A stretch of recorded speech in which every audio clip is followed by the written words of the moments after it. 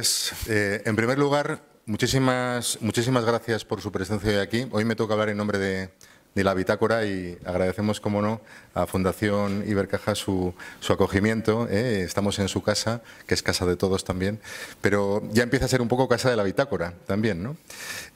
Bienvenidos una vez más a una actividad de la Bitácora y hoy tenemos un acompañamiento espectacular y un protagonismo por parte del presidente de EWTN España, que es José Carlos González Hurtado.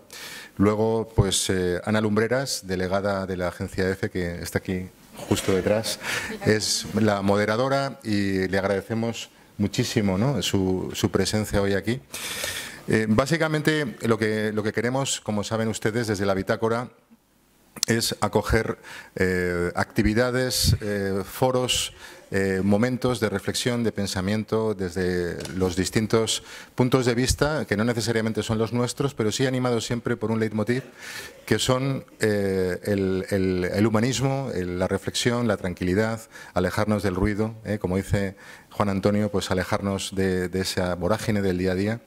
Y charlas, ponencias como la de hoy, yo creo que nos pueden ayudar mucho a reflexionar sobre lo que acontece. En el tríptico de esta actividad, pues se hablaba de una cita famosa del filósofo Ortega y Gasset, que decía que no sabemos lo que nos pasa y precisamente eso es lo que nos pasa, ¿no? Y bueno, pues de alguna manera alejarnos, coger perspectiva, pues es lo que intentamos, y yo creo que la ponencia de hoy, Radiografía Moral de la Sociedad Española, una visión desde el exterior, pues es una magnífica oportunidad para coger perspectiva y como el propio título de la ponencia indica, la biografía extensa de José Carlos González Hurtado pues invita, desde su trayectoria como alto directivo de multinacionales y también a lo largo y ancho de todo el mundo, pues invita a coger una perspectiva de lo que nos acontece en España y en Europa, pero si cabe algo que caracteriza a la Bitácora también desde un punto de vista que no es el habitual, sino que es desde el punto de vista moral. Parece que hoy en día es trasnochado hablar de una visión moral de lo que nos acontece, pero realmente la moralidad o la ética pues son aspectos connaturales al ser humano y también a una sociedad, y por tanto conviene de vez en cuando reflexionar sobre qué impacto tiene tener una determinada ética o qué impacto tiene una ausencia de ética. También en el tríptico se indicaban algunos aspectos sobre cómo en la historia de España, por ejemplo, pues la presencia de una altura de miras, de una vigencia de principios morales fue determinante a la hora de la evolución de nuestro propio país. Pero toca también hoy evaluar cuál es el momento actual de esa situación, cómo impacta nuestros valores, los valores que elegimos tener como sociedad y como individuos, y cómo impacta si carecemos de ellos. Y ese análisis, pues gustosamente lo va a hacer. Evidentemente, en su puesto actual, él está impulsando de una manera determinante una cadena de medios católicos desde el punto de vista mundial de primer nivel, como es, decía, EWTN, y indudablemente pues coincidimos en la visión de la cadena desde el punto de vista del humanismo cristiano, y él va también dentro de su, aunque no es el objetivo de la reflexión de hoy, pues hablar de su presencia en esa cadena. Sin más, le voy a dar la palabra a nuestra moderadora, pues para que nos introduzca a la persona que hoy nos va a hablar y que de alguna manera pues posibilite que se hable hoy en esta sala de conceptos que parecen trasnochados, como el bien común, la moralidad o incluso el bien y el mal, que parece que a veces no existen, y que nos va a permitir pues coger un poco distancia de las cosas y escucharle muy atentamente. Voy a pasarle la palabra a Ana Lumbreras y esperamos que sea de su agrado.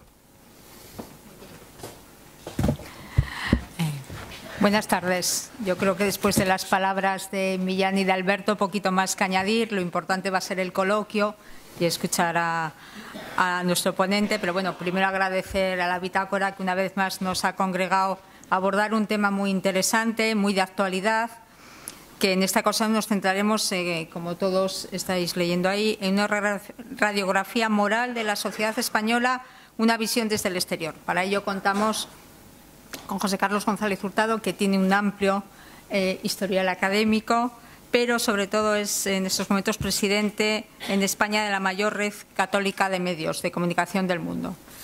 Pero en esta ocasión nos ocupa el tema de la radiografía y contestar algunas preguntas que yo creo que a todos nos inquietan en estos momentos, ¿no? ¿Existe realmente una crisis de valores en nuestra sociedad? ¿Cómo estamos reaccionando los españoles?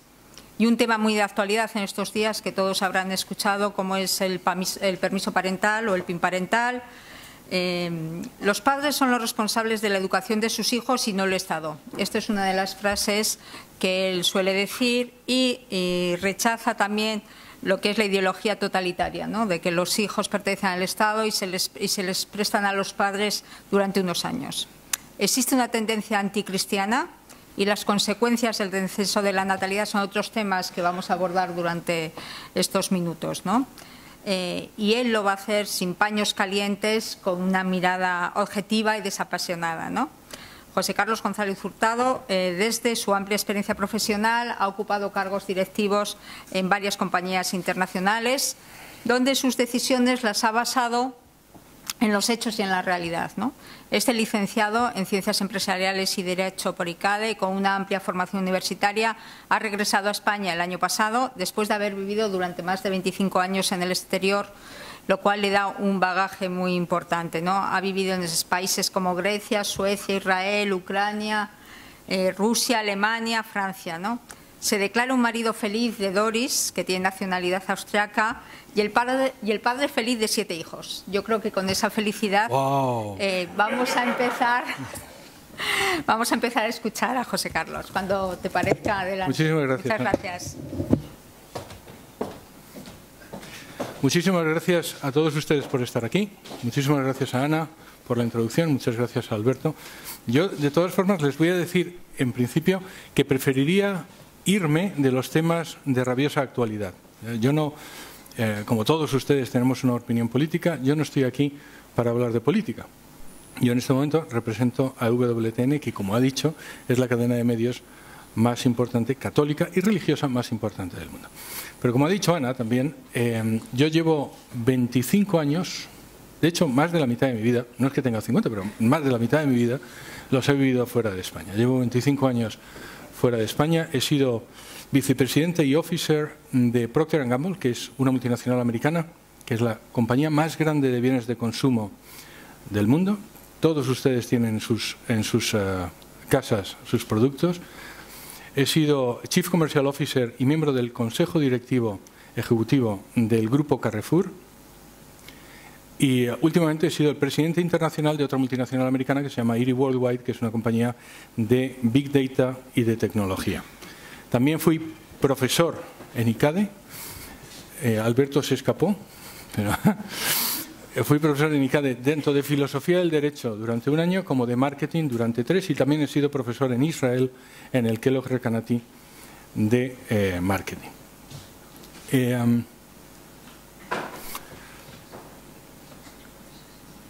Mire, cuando era joven y leía en latín, me acuerdo que hubo una frase que se me quedó marcada. Es esta: Video meliore provoque sed deteriora sequer. Es de Ovidio, y es de la Metamorfosis de Ovidio. Luego la pueden encontrar ustedes muy parecida en la carta a los romanos de San Pablo.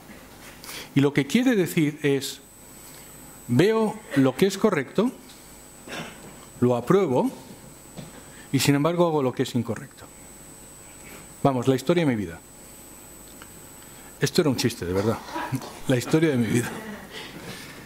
La historia de todos. Y eso es lo que dice también San Pablo. Pero lo que es importante de aquí es saber lo que es lo correcto. Decía Antístenes, un filósofo griego, que las ciudades se perdían cuando no sabían distinguir el bien del mal.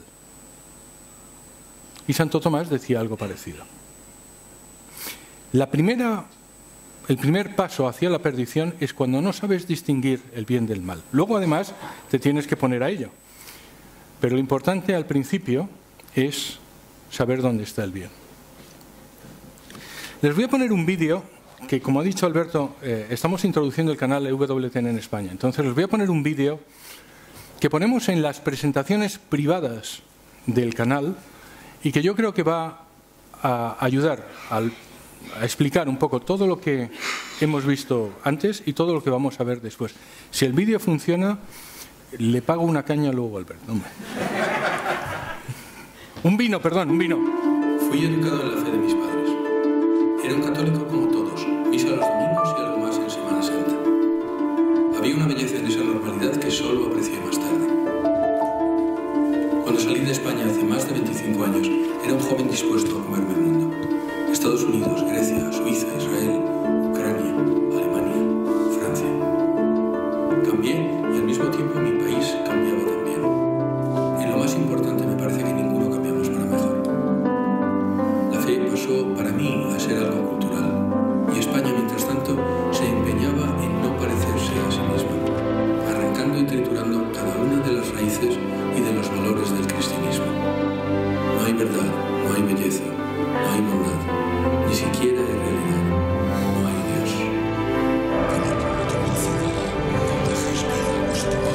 Los orcos han llegado a la cocina, me dijo un amigo hace poco. Les hemos dejado y nos están robando a nosotros y a nuestros hijos todo lo que importa. Estamos como la rana que se cuece poco a poco, sin saltar de la olla, asfixiándonos, pero sin reaccionar. He aprendido algo importante. En cada circunstancia de nuestra vida podemos elegir, debemos elegir. Sé que al final el bien ganará. Así nos lo ha prometido quien puede hacerlo. Y ello me hace optimista. Pero también soy realista y sé que el mal existe. Y es posible que hoy sea más fuerte que nunca. Y que todo lo que necesita para expandirse es que los buenos no hagan nada. Y también he aprendido que no podemos ignorar ese mal porque acabará con nosotros y con todo lo que queremos.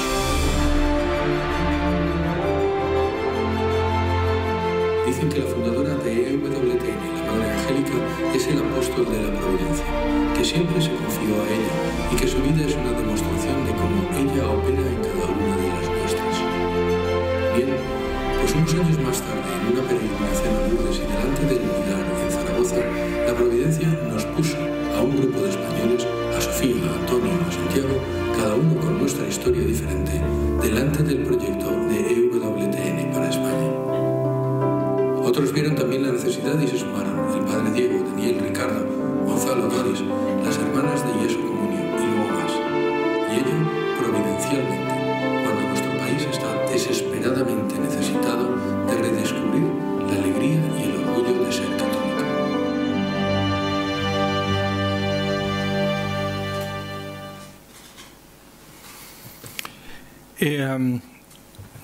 Yo creo que también es bueno decir una confidencia, aunque yo supongo que se habrán dado cuenta ya, pero una confidencia para que sepan que lo que les voy a contar a partir de ahora, de dónde parto. Yo soy católico y soy practicante. Entonces, la forma que tengo de ver la vida es esa. Entonces, lo que yo les voy a contar está basado en esa forma de ver la vida. Yo creo que existe Dios, creo que Jesucristo es Dios, creo que existe el bien, creo que existe la verdad y también creo que existe la perversidad y la maldad. Esa es mi forma de ver la vida. Lo digo porque todo lo que van a ver a partir de ahora está informada por esa forma de ver la vida. No soy ni muy buen católico ni muy buen practicante, pero vamos, lo intento. Ahora, también como desde hace 25 años estoy fuera de España y vengo a juzgar a mi propio país, no a juzgar, sino a observar, no a juzgar, a observar, y en alguna ocasión me han dicho, esto es como cuando ustedes ven a sus hijos crecer, no lo ven todos los días. Y yo vengo de vez en cuando y digo, pues el niño ha crecido muy guapo. O no. Entonces esa es la observación que tengo y yo les voy a pedir que me disculpen. Porque como ha dicho Ana, no soy muy condescendiente, no voy a poner paños calientes. Le voy a decir lo que he visto. Y para eso me va a servir una cita de la Madre Angélica. Pero vaya mi disculpa por antelación. Aquellos que te dicen la verdad, te quieren. Aquellos que te dicen lo que quieres oír, se quieren a sí mismos. Pero voy a empezar con las buenas noticias, que es también lo que dijo Alberto. Lo cierto es que si ustedes han vivido en algún otro país, y yo he vivido probablemente en cualquier país que ustedes puedan mencionar, hay muy pocos países, se me ocurre otro, que haya tenido la altura moral como país de España. Que nos haya informado a los españoles hacer lo correcto. Ningún otro país, que yo sepa, en el momento del cenit, paró la conquista y dijo, bueno, ¿lo que estamos haciendo es correcto o no es correcto? Y eso son las controversias de Valladolid, y eso son las leyes de Burgos. Nosotros, ustedes, nuestros antecesores, inventamos el derecho internacional y el derecho de gentes para hacer lo correcto. España es fantástica cuando es honesta consigo mismo, y eso es lo que somos los españoles. Mire, un francés decía, hay un momento superior en la vida, en la historia de la humanidad, y es España de 1500 a 1700. Yo que vivo en Francia, les digo que que lo diga un francés de algo que no es francés, es la pera. Vamos, que eso no pasa. Hay un poeta sudafricano que se llama Roy Campbell, que vivió en el siglo XX en España, que dijo, España es el país al que se lo debo todo porque salvó mi alma.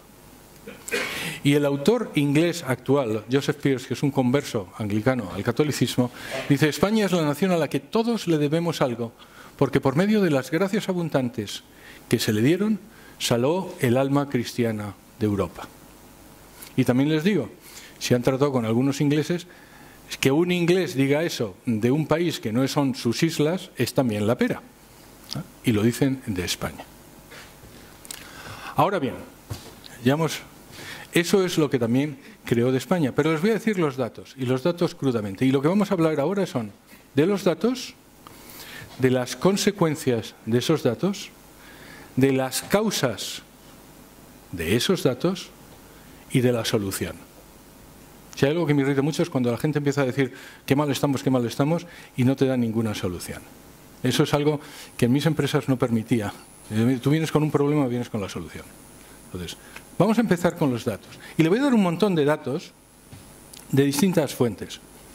Y verán que están al principio deslavazados, pero verán que todos son como piezas de un puzzle.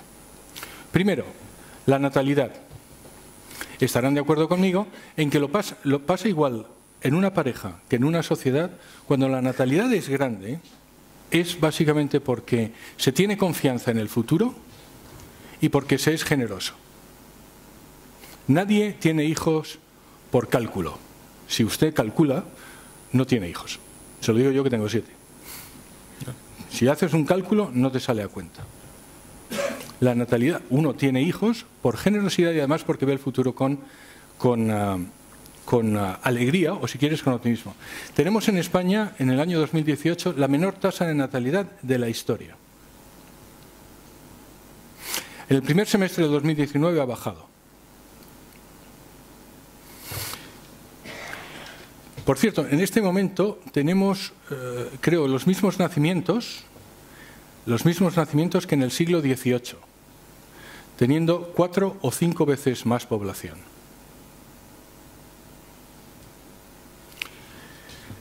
La edad media de la población ha pasado, a ver si esto funciona, de aproximadamente 30 años, menos de 30 años, en 1975, a más de 43 actualmente, y va a ser dentro de 10 años más de 50 años, con todo lo que eso significa. España será dentro de 10 años el 4.º país más viejo del mundo. El 4.º país más viejo del mundo. Hay gente que dice que el problema de Occidente y el problema de España y el problema del mundo es la superpoblación. Mire, es justo lo contrario. Justo lo contrario. Para el año 2080, que algunos estamos empeñados en verlo, España tendrá la mitad de población que ahora. Y la media de edad será por encima casi de los 60 años. Empiezan a pensar qué dice eso de nuestra sociedad. Pero si quieren encontrar algún consuelo, esto es algo que pasa en mayor o en menor medida en toda Europa occidental. De hecho, les voy a traducir ahora uno de los párrafos que aparece en el informe de Naciones Unidas que se llama World Population 2300, que es la población global en el año 2300. A ver si pasa. Les leo. La Unión Europea, que se ha expandido hasta cubrir los 452 a 455 millones de personas, de acuerdo con las cifras de 2005, disminuirá en 2300 hasta los 59 millones de personas. Cerca de la mitad de los países de Europa, entre los cuales nos encontramos, España, perderán el 95% o más de la población, y países como la Federación Rusa o Italia se quedarán en el 1% de la población. Recuerden, cuando uno es optimista y es generoso, tiene hijos, generalmente.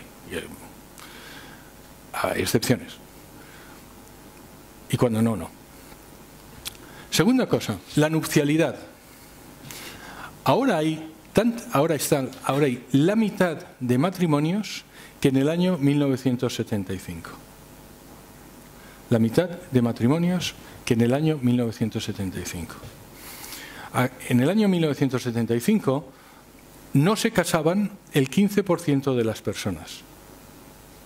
Ahora no se casan el 40% de las personas.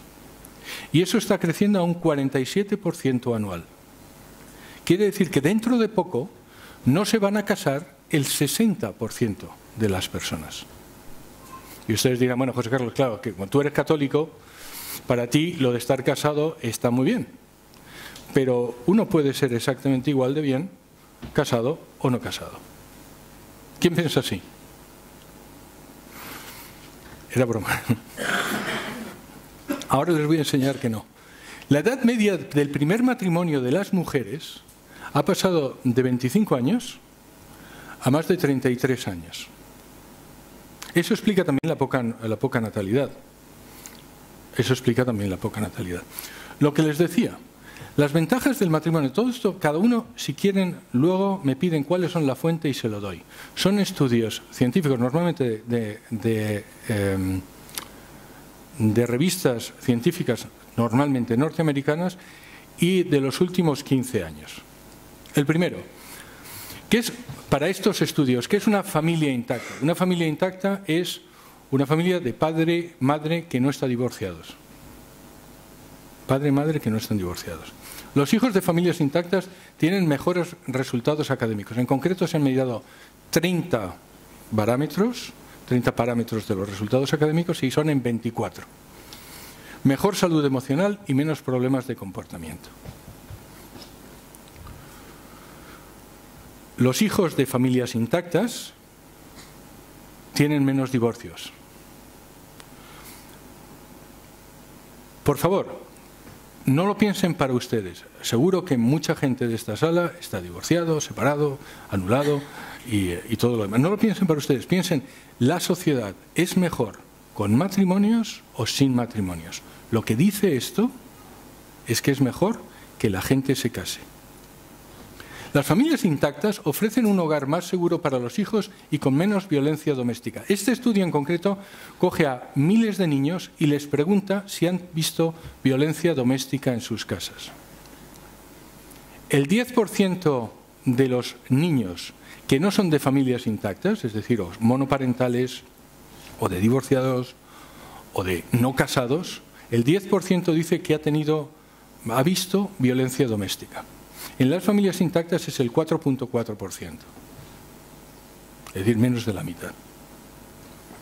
Las madres casadas sufren menos violencia doméstica que las no casadas, entre 6 y 30 veces menos, dependiendo del estudio. Los hijos de familias intactas son más religiosos en edad adulta. Y esto es un estudio de la Universidad de Warwick.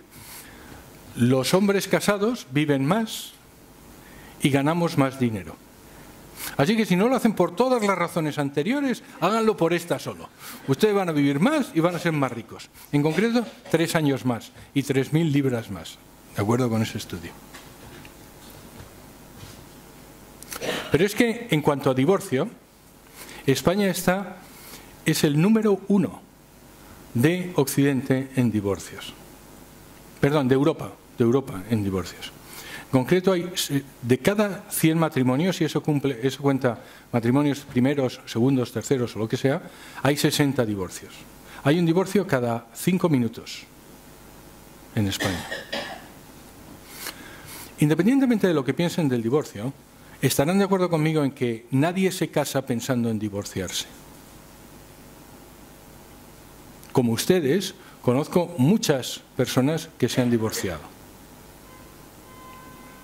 Les voy a hacer una confidencia. Yo lo digo para que no me juzguen.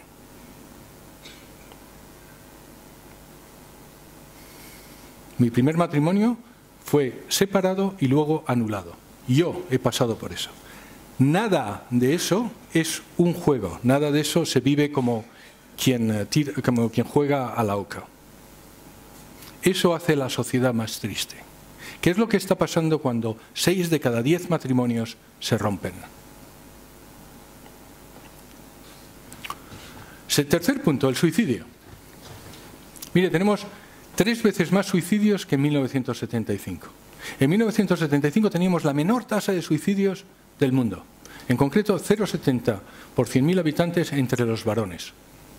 Ahora tenemos una de las tasas de suicidio más grandes del mundo. Hay 4.000 suicidios todos los años y 8.000 intentos de suicidio. Por cierto, que el 75% de los que se suicidan son hombres. Es la causa de muerte más importante entre los adolescentes. Más que los accidentes de tráfico, más que lo que ustedes quieran.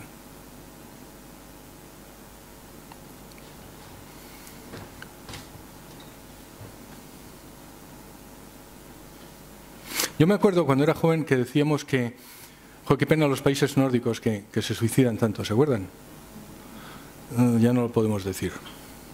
Ya no lo podemos decir. Ustedes saben lo que pienso sobre esto, pero se lo voy a decir, mire, independientemente que ustedes sepan que el concebido no nacido tiene un ADN único y que por tanto es un ser humano desde el momento de la concepción. Eso es ciencia, lo que acabo de decir es ciencia. Pueden saberlo o no saberlo, ahora ya lo saben. Independientemente de que sepan de que las mujeres que se someten a un aborto tienen 5 veces más de tasas de suicidio que las mujeres que no. Y de todos los problemas psicológicos que tienen. Porque eso no se dice. Independientemente que sabiendo eso ustedes puedan decir: mira, José Carlos, me parece muy bien, pero el derecho de la madre a vivir su vida está por encima del derecho del niño a nacer. Yo me he encontrado todo. Me he encontrado gente que no sabía que el concebido no nacido es un ser humano desde el momento de la concepción, porque no sabía el dato del ADN. Hay gente que no sabe, porque no le dicen los problemas que lleva el aborto. Y hay gente que, sabiéndolo, dice: no, me da igual. Independientemente de eso, ustedes estarán de acuerdo conmigo en que nadie, ninguna mujer, ninguna pareja, se somete a un aborto como quien se toma una Coca-Cola. Si hay 100.000 abortos en España, más de 94.000, y subiendo un 1% más en el año 2017 del 16, eso significa que hay 94.000 mujeres que han sufrido un trauma enorme, un traumatismo enorme, que es una tristeza enorme. Ese es mi punto, es ¿cómo está la sociedad?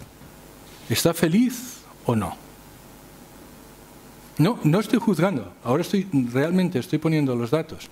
Hay 100.000 personas al año que se someten a esto. Por cierto, desde el principio del aborto se han matado a más de 3,5 millones de no nacidos, que solucionaría nuestro problema de la población. El problema primero que vieron lo hubiera solucionado si no hubiéramos tenido abortos. Y también, ahora desde mi punto de vista de empresario, si quiere, ¿por qué estamos pagando precisamente lo que... Esto es como si ustedes estuvieran desangrando y se gastaran los impuestos en comprar Sintron o comprar vasodilatadores.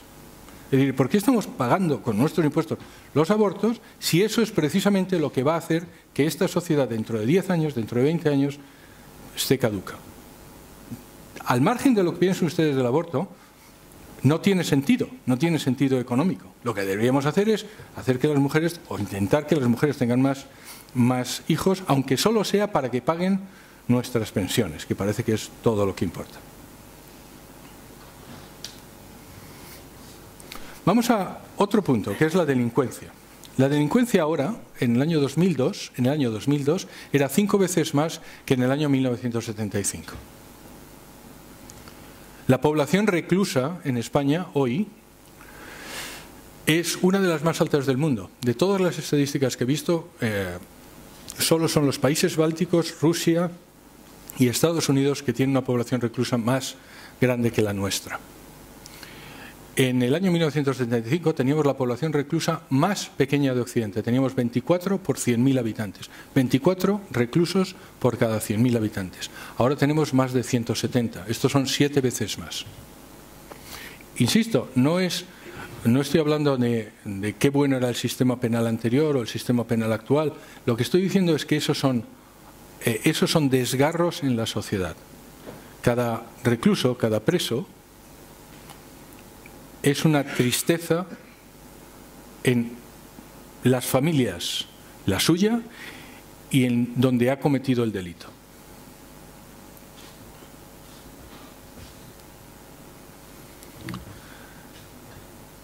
Con la ventaja de, como dijo Ana, yo he vivido también en la antigua Unión Soviética. En la antigua Unión Soviética había muy pocas cosas que hacer y efectivamente el Estado estaba en todo. Entonces la gente se aficionó en mucho, y no es por el clima, porque el mismo clima puede existir en otros sitios, se aficionó mucho a beber. Hay un problema aparte de un problema de sida enorme, hay un problema de alcoholismo enorme. Y te das cuenta de lo que hace el alcoholismo en la sociedad. La puede destruir. En España está aumentando el alcoholismo, sobre todo entre la juventud. De hecho, España es el 9º país del mundo en consumo también de antidepresivos.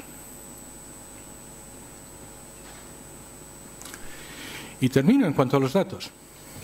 Vamos a ver. El 70% de los hombres entre 18 y 34 años dice que consume habitualmente pornografía. El sitio web, solo uno, el sitio web más visitado porno en España, tiene 23.000 millones de visitas al año. Eso hace 40.000 por minuto.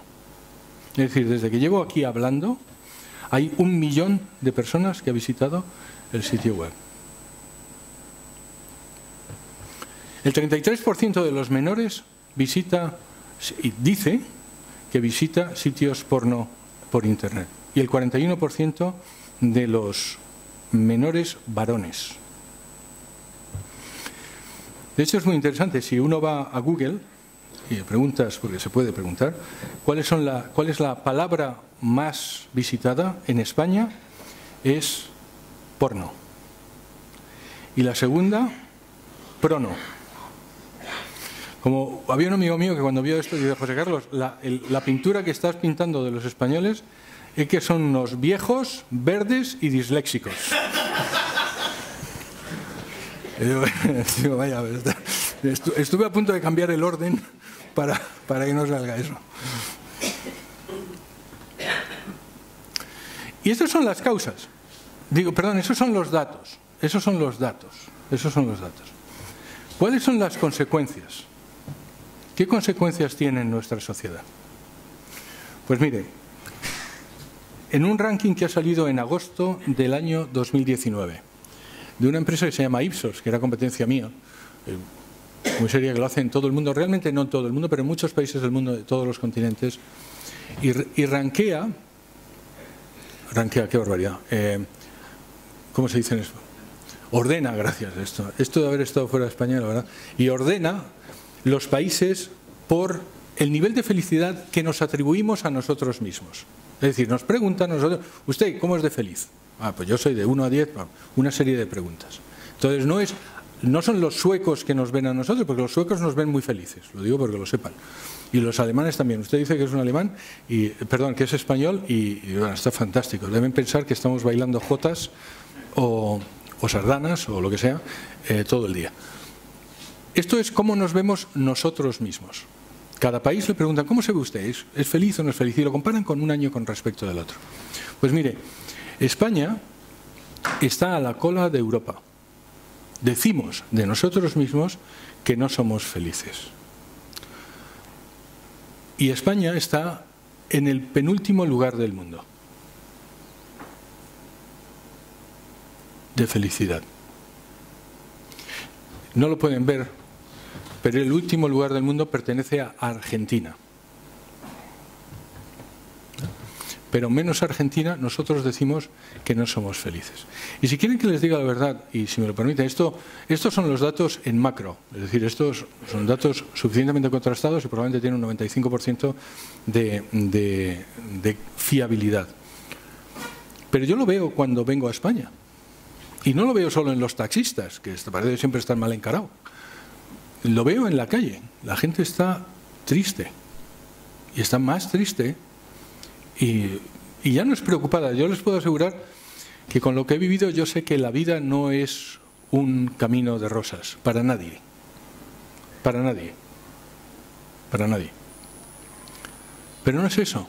Es que hay una felicidad que nos falta. ¿Qué es interesante de este estudio? Que también analiza cuáles son las fuentes de la felicidad. Y nos pregunta a los seres humanos, a nosotros, en todos los países, ¿qué es lo que os hace feliz? Les voy a dar un segundo para que piensen ustedes qué es lo que les hace feliz. Ahora les voy a poner la respuesta. ¿Qué es lo que nos hace feliz? Porque es universal. Es universal. Las tres cosas que hacen feliz son la familia. No vienen en el orden, ¿eh? Realmente el orden es la salud, número uno, la familia y el sentido de la vida. En un ámbito pone hasta 30 características, 30 cosas, ¿vale? El número 4, por ejemplo, es la seguridad, ¿vale? La primera, la salud, la familia y el sentido de la vida. Esas son las cosas que les hace feliz a usted, y a usted, y a usted, y a mí. Feliz. ¿Qué es lo que queremos ser? Y ahora, nuestro sistema sanitario en España es probablemente uno de los mejores del mundo. Había un estudio en el Economist que decía que era el número 2 y otro en la OMS que decía que era el número 4. Pero es uno de los mejores del mundo. La longevidad en España, es decir, cuánto vivimos, ha aumentado. Es decir, no es la salud. Nuestro problema no es la salud. Bueno, algunos sí, yo tengo un problema de salud, usted también. Pero como sociedad no es la salud. ¿Qué ha pasado con la familia y el sentido de la vida? Les voy a decir un poco la respuesta, porque, insisto, estas son las consecuencias, ahora vamos a ver las causas. Pues las causas son esas. Pregúntense ustedes si en España se protege o se ataca a la familia. Se protege o se ataca a la religión, que es lo que da el sentido a la vida. No estoy acercando el asco a mi sardina, es lo que dice el estudio. Si uno es religioso, es más feliz. No sean religiosos por eso. No lo sean por eso. O séanlo. Pero si uno es religioso, es más feliz. Eso es lo que dice el estudio. Y ahora, si atacamos la religiosidad y atacamos la familia, ¿nos haremos la sociedad más feliz o menos feliz? Pues mire, esas son las causas. Hemos, a mi juicio, y ahora, por favor, les ruego que no estoy intentando pasar ningún juicio, pero lo que me da la sensación es que los malos han hecho muy bien su trabajo y los buenos no. Los que han atacado a la familia y a la religión, el sentido de la vida, digo, la espiritualidad, el sentido, la religión, y en España eso es el catolicismo, nuestros pilares de nuestra sociedad han sido atacadas abundantemente, constantemente, besánicamente por los malos, desde mi punto de vista. Pero los otros no lo han defendido. Con lo cual soy tan culpable, yo por haber estado fuera, y ustedes por haber estado en un lado o en otro, que como todos los demás. Pero como consecuencia no somos más felices. Como consecuencia no somos más felices. Decía, no sé si conocen a Gramsci. Gramsci era un teórico comunista italiano. Y él decía, si quieres controlar una sociedad, controla la cultura, la docencia, los profesores y los medios de comunicación. Y todo lo demás seguirá. La cultura, los profesores, la docencia y los medios de comunicación. Los profesores y los medios de comunicación.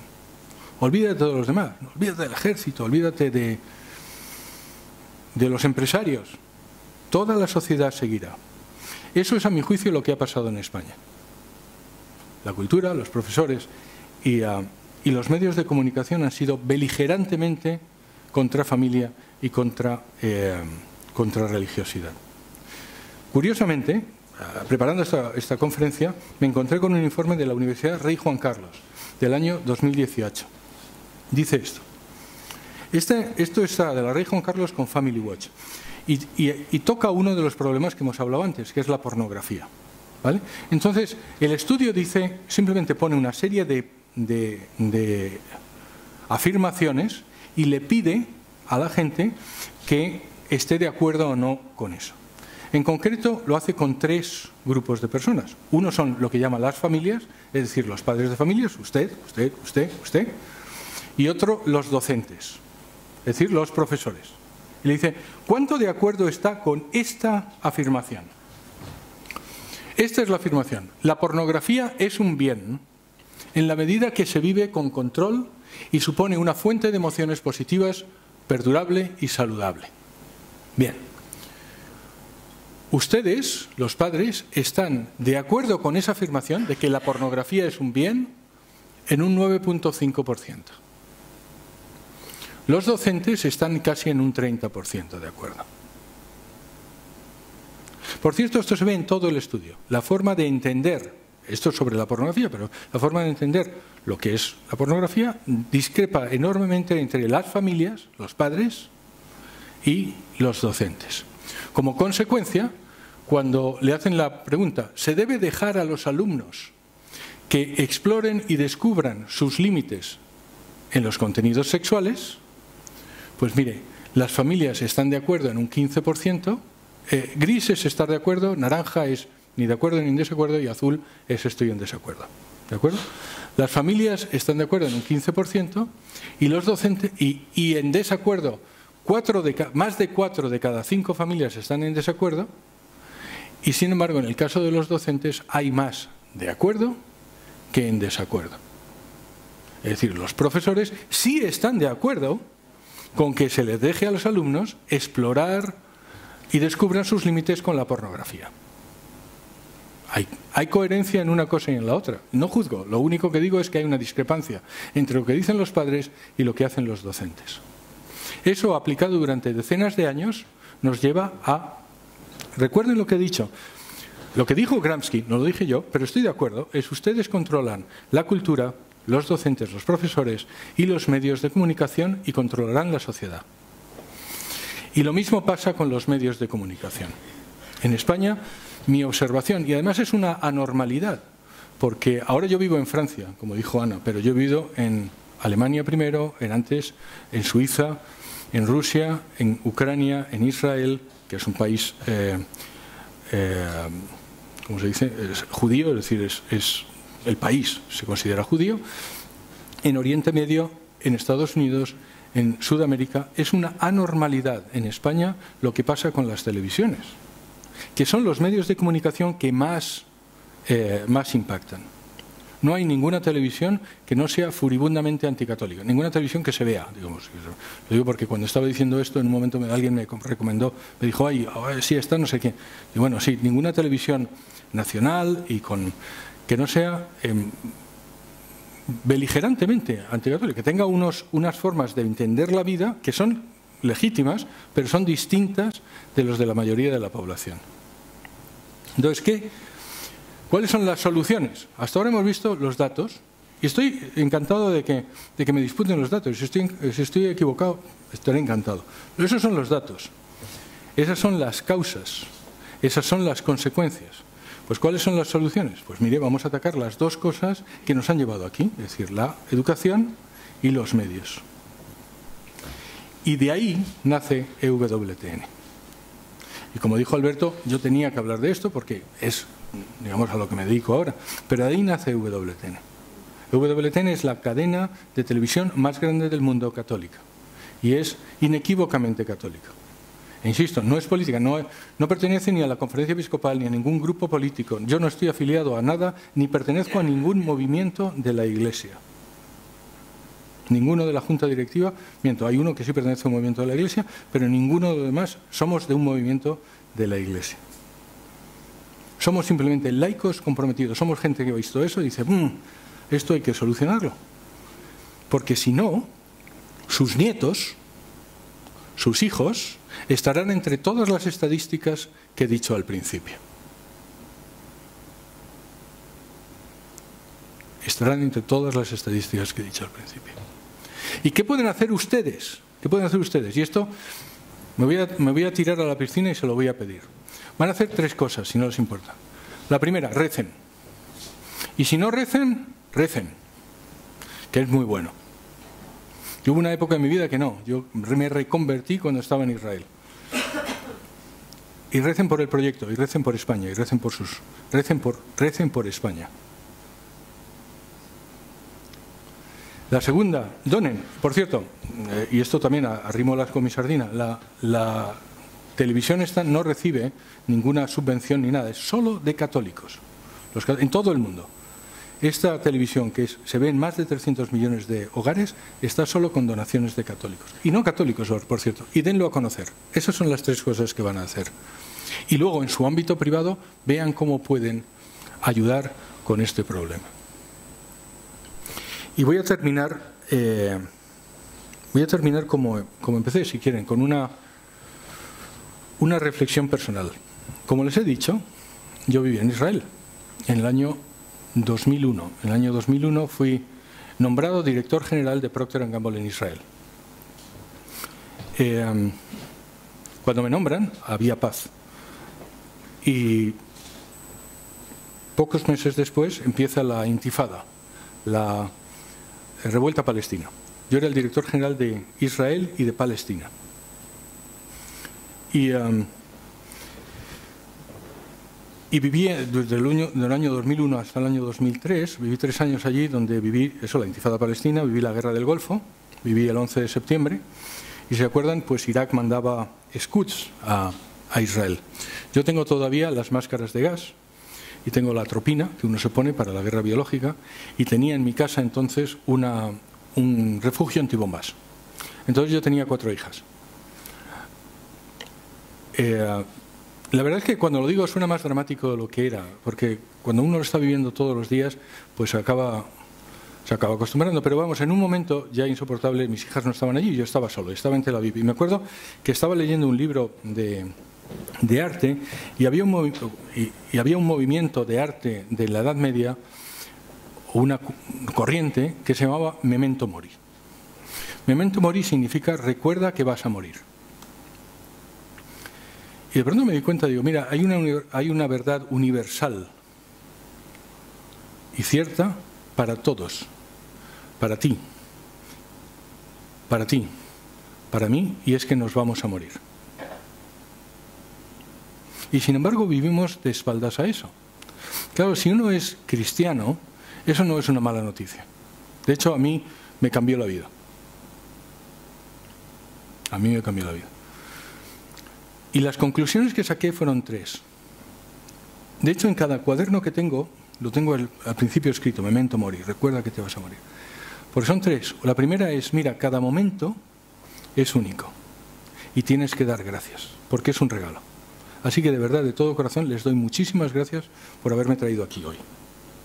De verdad. Porque probablemente me viene bien.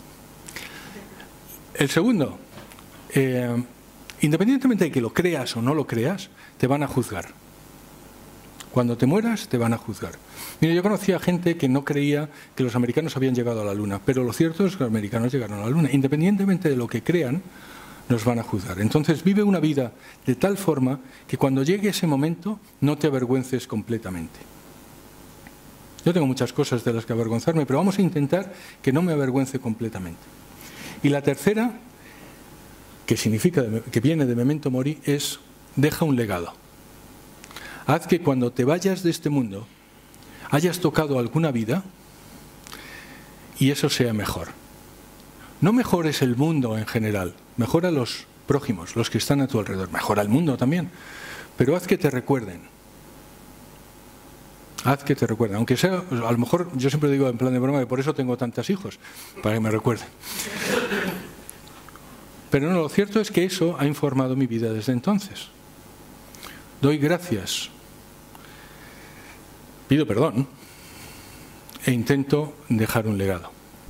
Y eso explica en gran medida EWTN y explica también en gran medida que esté yo hoy con ustedes aquí.